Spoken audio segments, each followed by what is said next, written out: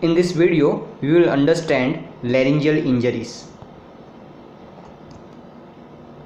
The laryngeal injuries can be caused by direct injuries.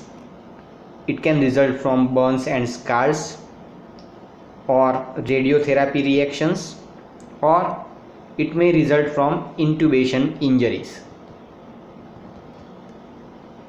The direct injuries of larynx can be due to the closed injuries. It can occur due to the blow, strangulation or compression. The soft tissue of neck and larynx are injured. In these closed injuries, the hoarseness is present. Dyspnea and dysphagia may be present. Pain is always present. The swelling of neck and larynx can occur. The crepitations may be elicited in this type of injuries.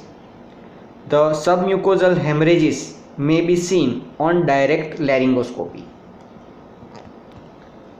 The treatment of closed direct injuries is use of antibiotic and steroid. Tracheostomy may be required.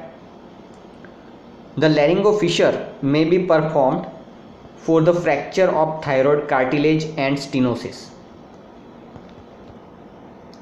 The open injuries are caused by cuts, stab or gunshots. The clinical features are similar to the closed injury and the skin will be wounded. Treatment is similar to that of a closed injury. The suturing of wound and hemostasis is performed. Intubation may be useful.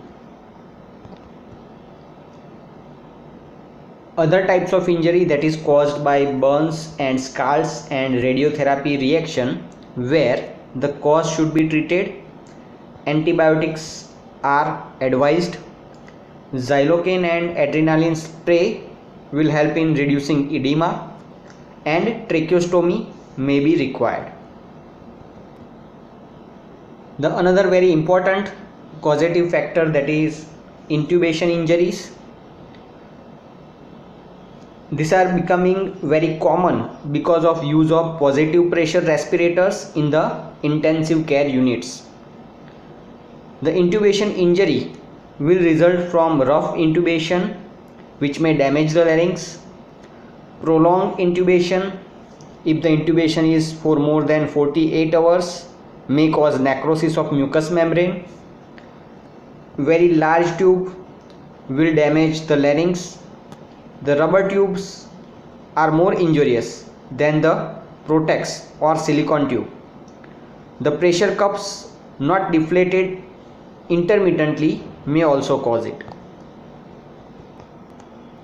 Now this intubation injury will lead to abrasion or formation of granuloma on the vocal process of arytenoid cartilage.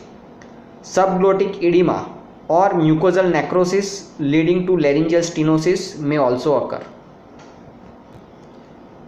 Now this intubation injury can lead to a clinical feature like hoarseness. Dyspnea and inspiratory stridor may also develop. The treatment here is rest of voice in mild cases. The granulations may have to be excised. Tracheostomy is essential if there is presence of stridor. The dilatation or excision of scars with skin or mucosal grafting may be performed, but the stenosis may recur.